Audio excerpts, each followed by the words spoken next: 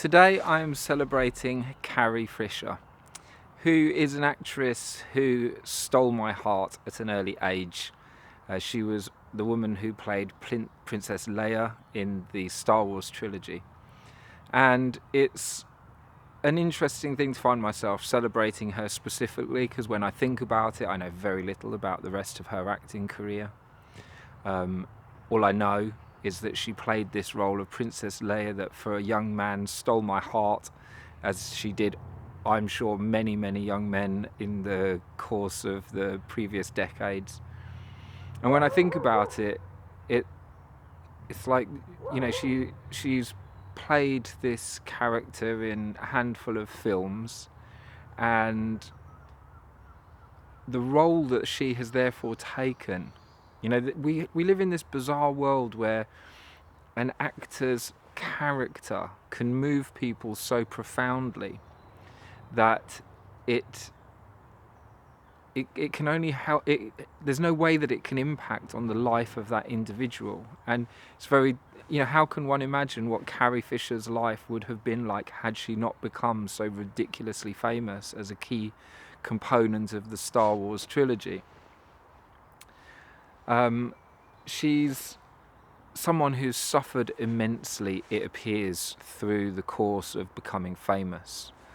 She struggled for many, many years with profound addictions, and who's to say whether that would not have been her path, whether she became famous or not, although it's difficult to imagine that it would have taken the course that it did had she not been so enormously famous.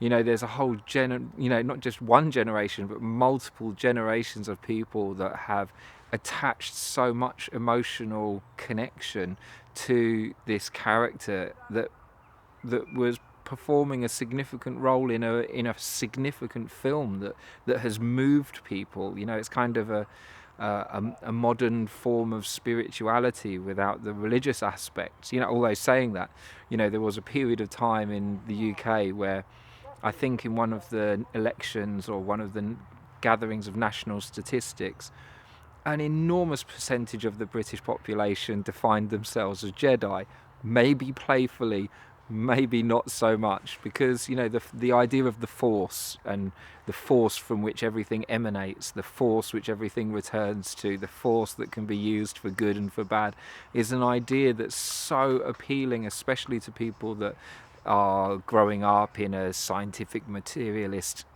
culture. She's ended up becoming to what can only be compared to the high priestess of a modern religion, even if the whole thing is entirely fictional. And in fact, it's possibly the fact that it's a fictional series that may have made that so confusing and such a bizarre thing to have to live through. How do you come to terms with being a fictional high priestess that everybody kind of confuses being with the person and the role? And it's such a crazy thing.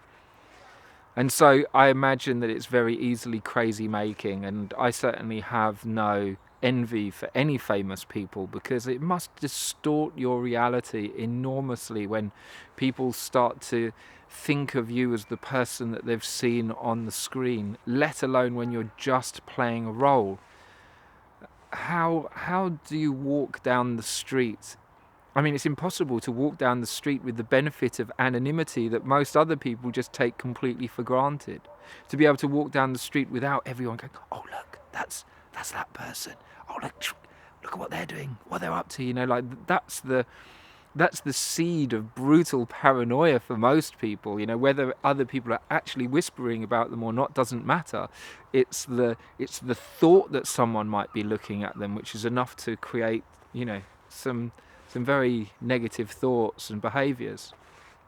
So my compassion goes out to Carrie Fisher. My own growth as an individual is somehow wrapped up in Carrie Fisher because of the role that she played in Princess Leia, and for that reason I want to acknowledge her unique style and talent, her genius that she brought to that role, because she would have never been selected by George Lucas had she not shown some special spark that was clearly evident in the way that she played the role of Princess Leia. So today I just want to celebrate Carrie Fisher and the troubled life that she lived, and just to extend some love and some acknowledgement to her memory.